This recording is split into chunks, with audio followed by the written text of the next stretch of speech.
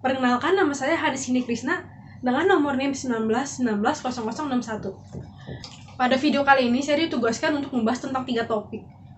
Saya akan membahas mengenai 3 topik yang telah saya pilih, yaitu pandemi COVID-19 dan juga apa dampak yang diberikan dari pandemi ini terhadap dunia pariwisata, pengaruh turis secara positif maupun negatif, dan juga suksesnya sumber daya manusia yang baik. Topik yang akan saya bahas pertama adalah pandemi COVID-19. Menurut saya, pandemi ini adalah pandemi yang cukup merugikan banyak pihak. Termasuk salah satunya adalah pihak pariwisata. Saya telah mencoba mereview selama ini, dan menurut saya ada 3 dampak yang dihasilkan. Dampak pertama adalah dampak di mana pariwisata harus tutup pada saat COVID masih tinggi. Kenapa harus tutup? Hal ini disebabkan karena sering berjalannya waktu, positif makin tinggi. Jadi tempat wisata banyak yang harus ditutup, ada bahkan sampai bangkrut karena tidak bisa bertahan. Tapi ada juga pariwisata yang masih terbuka, tapi pembatasan pengunjungnya sangat dikurangi.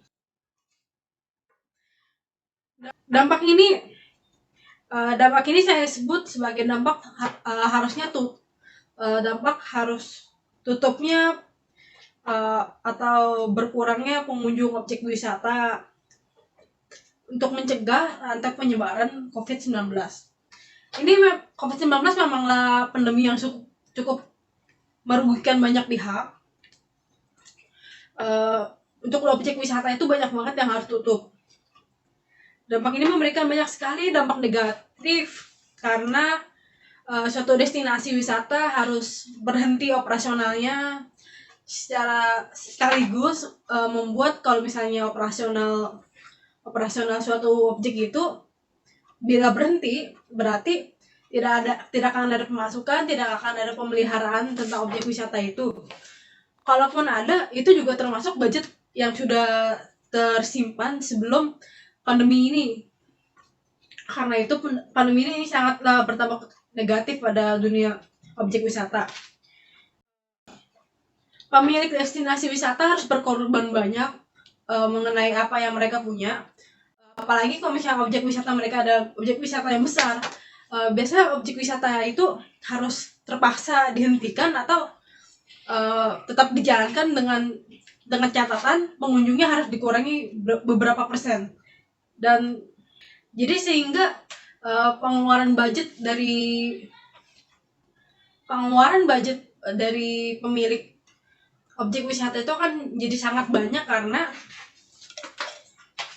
yang tadi saya sebut, kalau misalnya pemasukan itu kurang dan juga pengunjung harus dikurangi, jadi sehingga cycle uangnya itu tidak terlalu menguntungkan, melainkan hanya untuk mempertahankan. Dengan menggunakan budget, karena itu banyak objek wisata yang tidak bisa beroperasi dengan normal.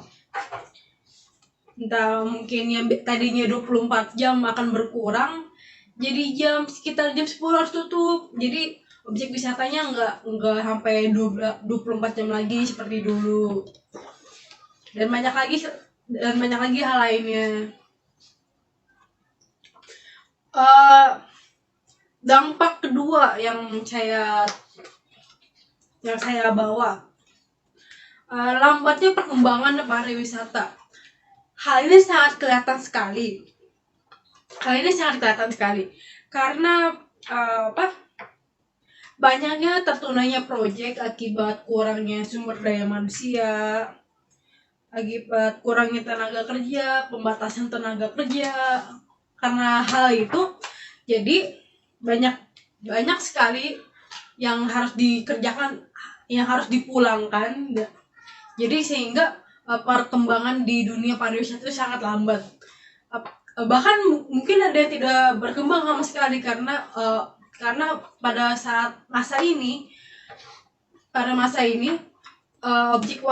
objek wisata itu harusnya kan bisa berjalan, tapi karena orangnya sangat dikit, sangat delimit, jadi objek wisata itu uh, harus lebih lamban daripada biasanya.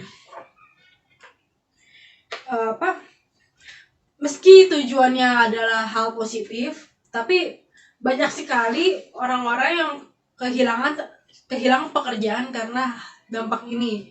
Ini salah satu dampak negatif akibat dari COVID-19 ini.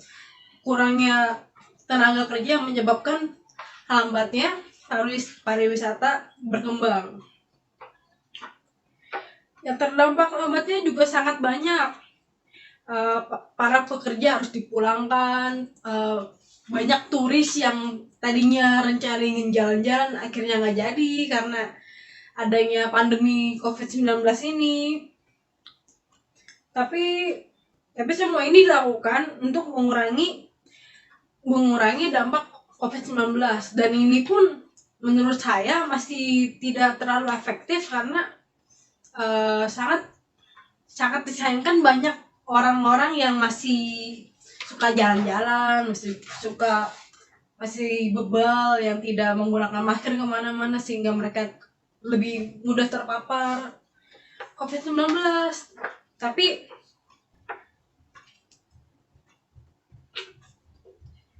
hanya perkembangan pariwisata jadi sangat lamban karena bahkan ada yang mungkin yang selama 2 tahun ini dari 2020 Indonesia mulai terkena lockdown atau istilahnya karantina di rumah masing-masing, perkembangan pariwisata jadi sangat lamban. Yang tadinya mungkin ada tour, ada seperti contohnya paling mudah Jakarta Fair yang selalu buka setiap tahun. 2 tahun kemarin 2020 dan 2021 itu tidak buka sama sekali karena COVID-19 ini. Hingga akhirnya ketika 2022 COVID-19 sudah mulai reda, aktivitas sudah mulai bangkit. Akhirnya PR-nya sudah mulai buka kembali. PR-nya maksud saya adalah Pekan Raya Jakarta. Dan itu salah satu dampak positif yang terjadi pada COVID-19 ini. Kayak sekarang PRJ sangat ramai karena orang-orang pada rindu. Dan ini juga adalah topik berikut, dampak berikut yang akan saya bahas, yaitu dampak positifnya. Menurut saya meskipun COVID-19 merupakan salah satu pandemi terburuk, tapi untuk dunia pariwisata ada satu yang saya lihat bisa menjadi dampak positif dari COVID-19 ini. Dampak ini menurut saya bukan adalah dampak secara langsung. Dampak ini adalah dampak yang akan terjadi setelah COVID-19 ini mulai reda. Dampak ini memberikan pengaruh kepada para turis, pada pariwisatawan yang ingin berjalan-jalan kembali. Mereka bisa langsung menelusuri tempat mana yang ingin mereka jelajahi. Ketika COVID nanti sudah nggak ada, saya positif kalau misalnya dunia pariwisata bisa bangkit kembali. Dengan ketika pulihnya virus, wisatawan bisa dengan bebas, bisa dengan lega, bisa dengan rasa keamanan, mereka bisa jalan-jalan, mereka bisa bebas. Mereka tidak harus khawatir tentang pergi ke suatu tempat, tapi mereka takut seperti, saya takut kena virus. Mereka tidak akan merasakan takut lagi karena bila nanti COVID-19 sudah mulai pulih, wisatawan akan datang sendiri kepada tempat wisata yang akan mereka tuju. Dan ini akan sangat menguntungkan aspek pariwisata. Karena apa? Karena menurut saya bila suatu tempat wisata memiliki promosi yang baik, apalagi promosi ini diadakan tepat setelah COVID-19 dinyatakan sudah pulih, ini akan memberikan dampak yang paling bagus untuk dunia pariwisata, di mana orang-orang akan mulai mencari tempat wisata yang mereka ingin tuju, seperti tempat-tempat kalau saya sebut ada seperti Bali baru, seperti Lombok, Danau Toba, dan banyak lain sebagainya, sebagai satu objek wisata baru yang akan mereka telusuri untuk menghilangkan rasa rindu mereka karena karantina selama 2 tahun. Demikian adalah topik pertama yang saya ambil mengenai dampak dari COVID-19. Topik pembahasan berikutnya yang akan saya bahas adalah turis membawa pengaruh kepada suatu destinasi wisata. Saya sangat setuju dengan pendapat ini. Kenapa? Karena sangat banyak turis yang datang dan pergi dan memberikan dampak kepada suatu tempat destinasi wisata. Turis membawa pengaruh positif sama negatif. Menurut saya hal ini terjadi karena mindset mereka sebagai seorang turis, mereka menikmati tempat liburan yang mereka telusuri. Benar?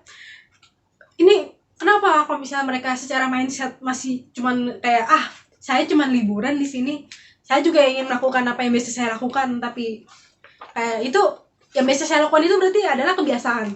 Dan menurut saya kebiasaan ini tidak bisa dilepas secara begitu saja. Sebagai saya personally, kalau sebagai saya sebagai seorang wisatawan, saya juga pasti akan membawa beberapa kebiasaan saya yang biasa saya lakukan di tempat saya biasanya. Nah, tapi turis biasanya nggak akan sadar kapan mereka melakukannya. Biasanya mereka melakukannya, bisa aja mereka kayak lebih suka mungkin mencari makanan-makanan western, mereka lebih suka makanan-makanan home cook mereka. Jadi sehingga kultur tempat wisata tersebut malah tidak terlalu dirasakan gitu sama mereka, karena mereka lebih mencari comfort food daripada mencobai sesuatu yang baru. Itu mungkin bisa menjadi hal yang biasa saja, tapi menurut saya itu menjadi dampak negatif bagi kita. Apalagi kalau andaikan wisatawan ini dari luar negeri, mereka datang ke Indonesia, tetapi mereka kembali lagi makannya pasta, makannya Pizza Hut, atau makannya McDonald.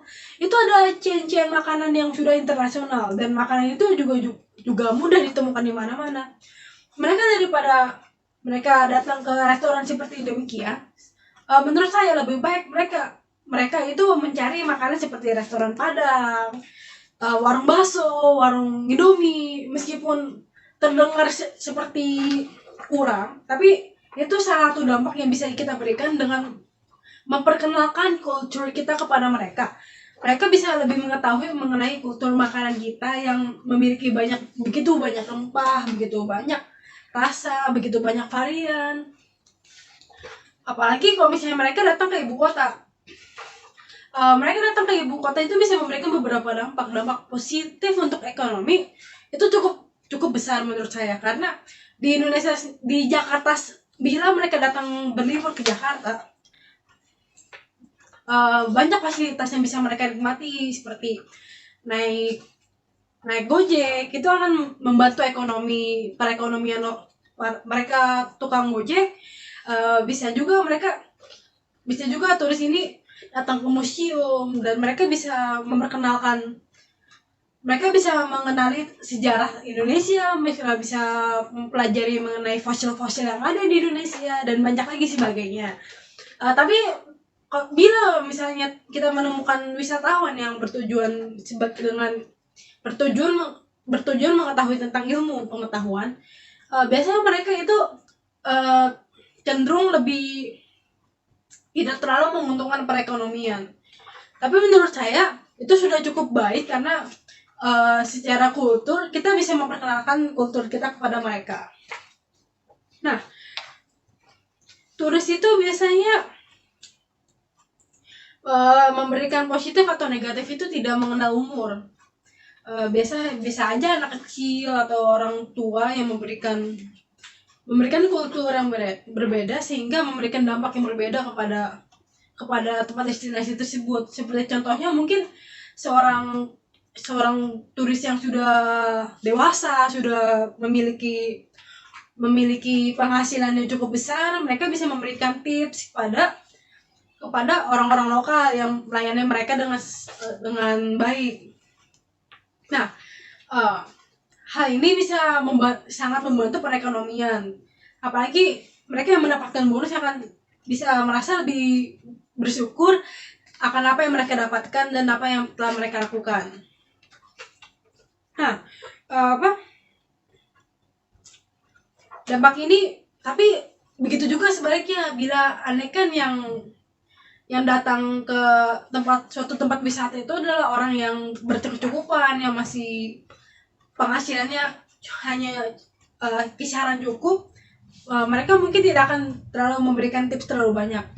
Tapi mereka juga tidak akan terlalu menguntungkan ekonomi karena mereka tidak memberikan tips. Contohnya, mereka juga kemungkinan mereka tidak akan memilih fasilitas terbaik, tapi hanya memilih fasilitas menengah, dan itu juga mengambil yang lebih murah daripada yang biasa, yang bisnis, daripada kelas yang elit.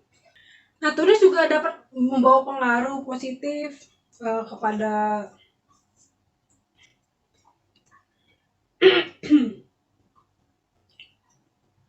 mereka memberikan dampak tanpa disadari, tanpa mereka sadari. Seperti andai kan jika mereka menginap di sebuah hotel dengan harga yang cukup lumayan di atas rata-rata, mereka sudah menguntungkan perekonomian. Tapi mereka juga bisa memberikan dampak negatif, seperti andai kan mereka seorang turis, mereka dengan sembarangan membawa barang-barang berharga mereka main tengah jalan mungkin. Nah, tempat itu di suatu tempat wisata, mereka memberikan pembawaan kalau misalnya mereka itu adalah turis. Jadi sehingga membuat mereka menjadi sasaran empuk untuk para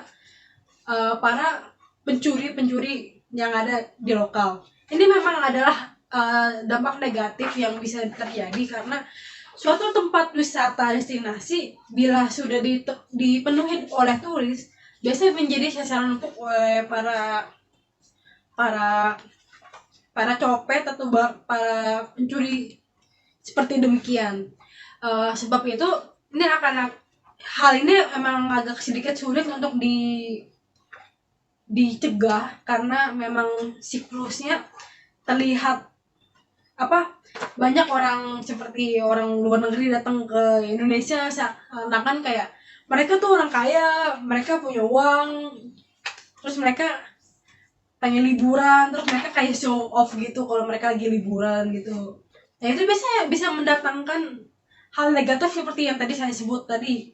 Seperti bisa ada aja tempat perkumpulan copet, tempat perkumpulan para pencuri di satu destinasi karena di situ banyak turis yang sering berkunjung.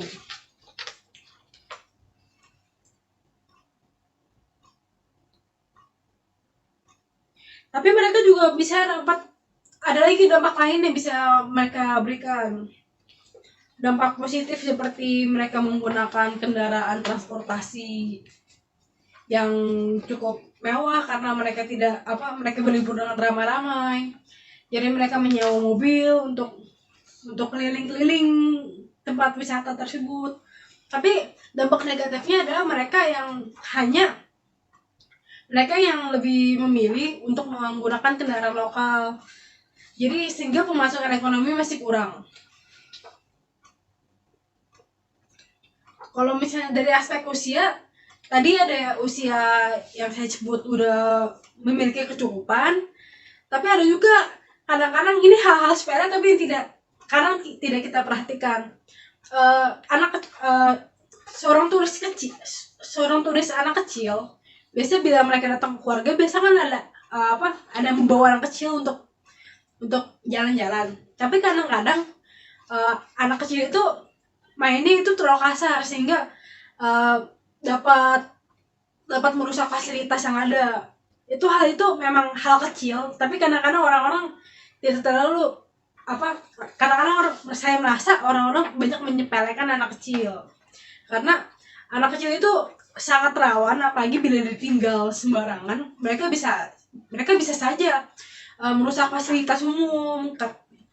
kayak main terlalu kasar atau coret-coret embun, entah mereka bawa pulpen atau apa, mereka bisa aja menghancurkan fasilitas karena karena mungkin mereka masih belum diajari, atau mungkin karena emang mereka lagi iseng atau mereka lagi bosan gitu ditinggal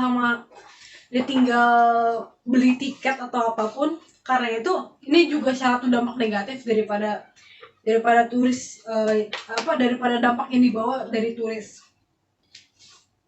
Karena dengan semua yang telah saya sebutkan barusan, saya sangat setuju bila turis itu memberikan dampak positif juga negatif kepada suatu objek wisata.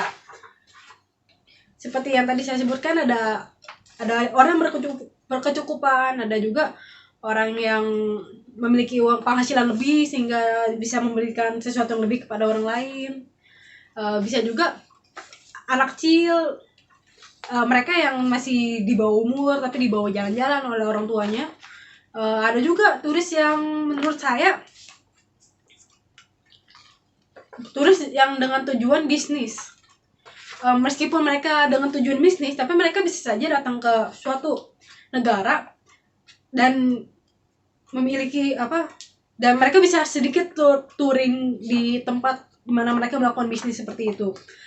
Menurut saya ini cukup menguntungkan karena mereka biasanya akan long stay di sebuah hotel, dan mereka long stay juga mendapatkan member elite dari hotel itu karena mereka adalah member long stay.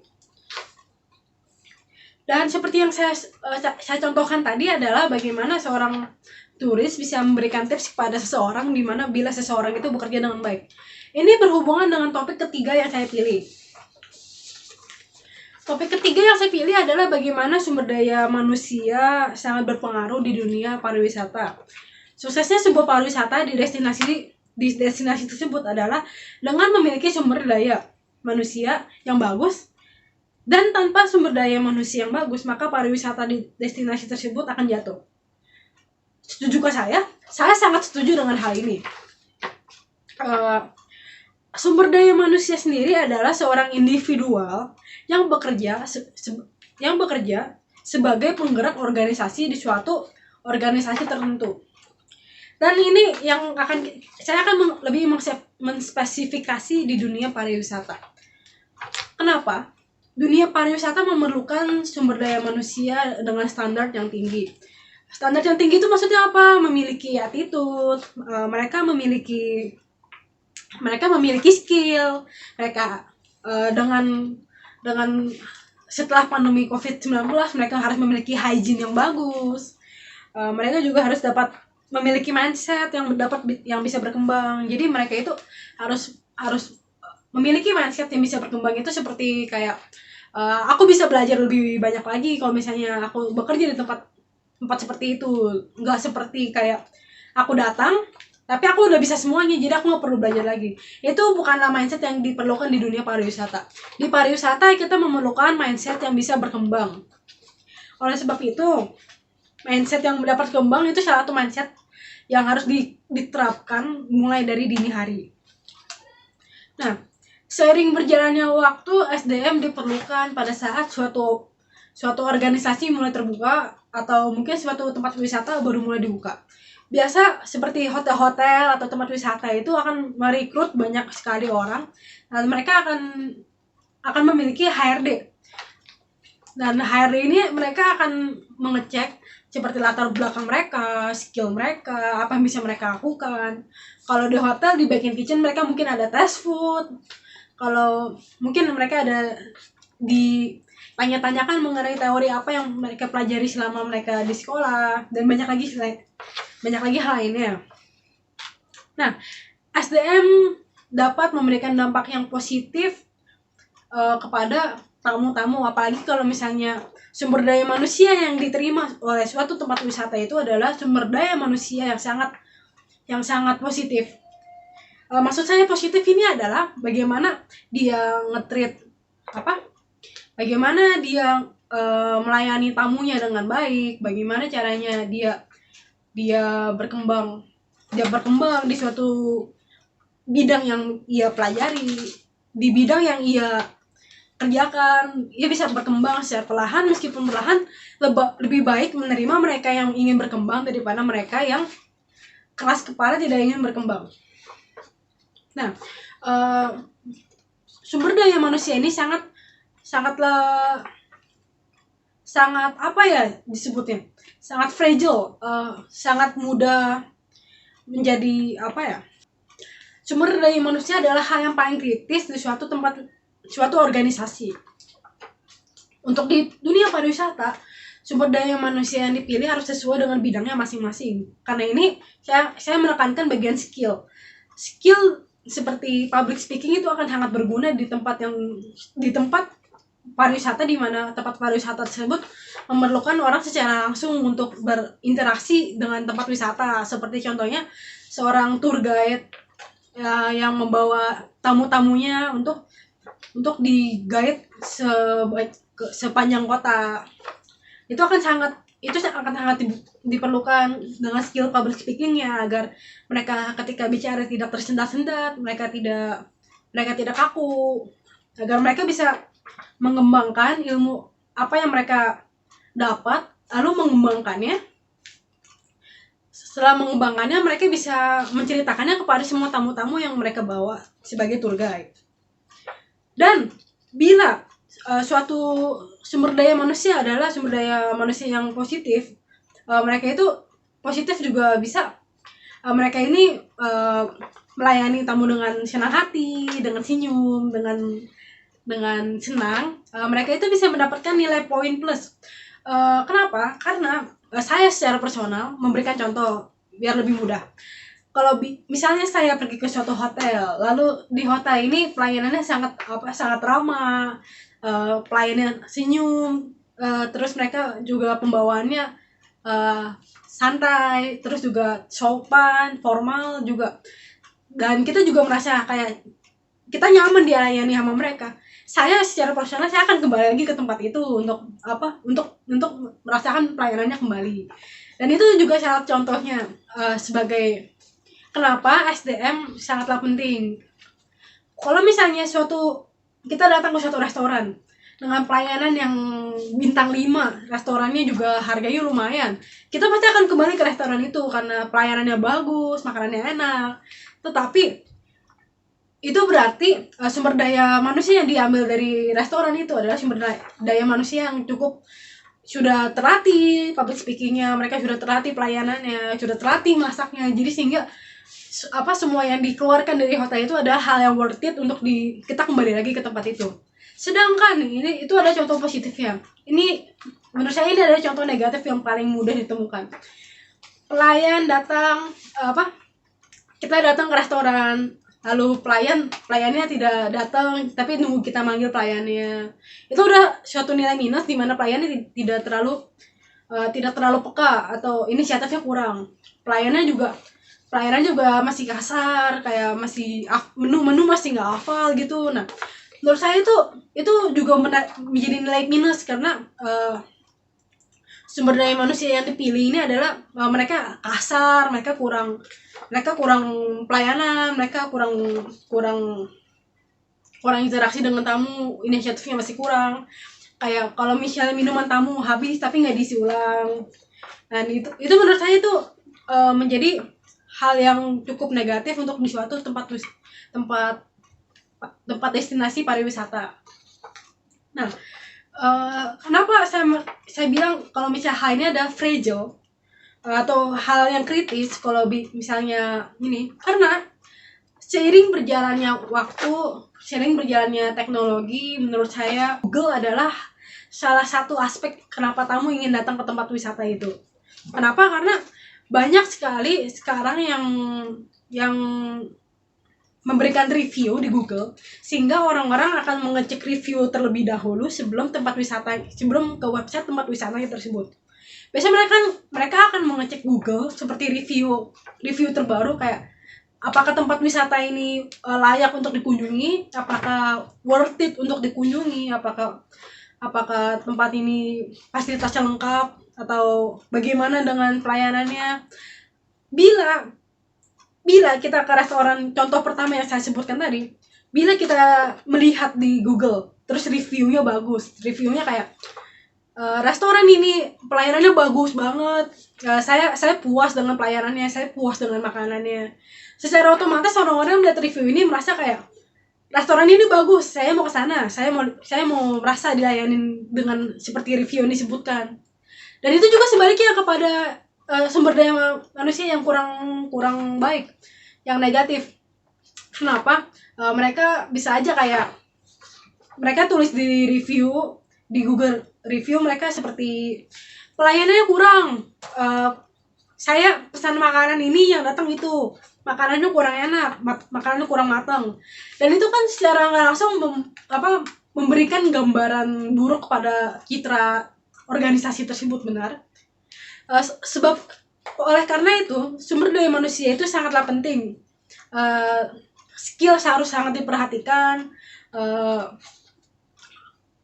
mindsetnya juga harus dilatih lagi. Mungkin para pihak organisasi bisa memberikan training bagaimana cara mengembangkan mindset untuk belajar lagi, berkembang lagi, untuk lebih memilih untuk rendah hati daripada melayani dengan tinggi suara.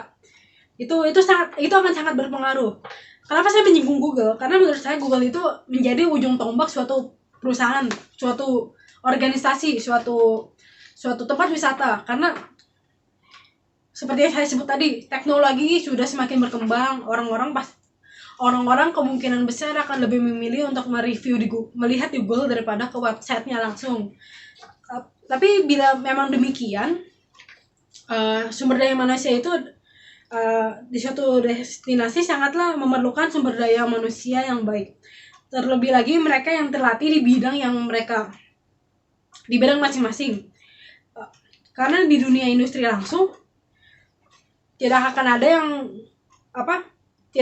ada yang menghentikan Anda bila Anda salah. Tetapi di dunia industri nanti bila Anda salah, Anda akan memberikan citra kepada suatu organisasi tersebut kalau Anda telah melakukan kesalahan. Sekian 3 topik yang telah saya bahas ini. Semoga topik ini bisa membantu para pendengar mengenai mengenai pendapat saya mengenai dampak pandemi COVID-19, dampak positif dan negatif turis bawa ke suatu tempat destinasi, dan suksesnya sebuah pariwisata di destinasi dengan sumber daya manusia yang baik.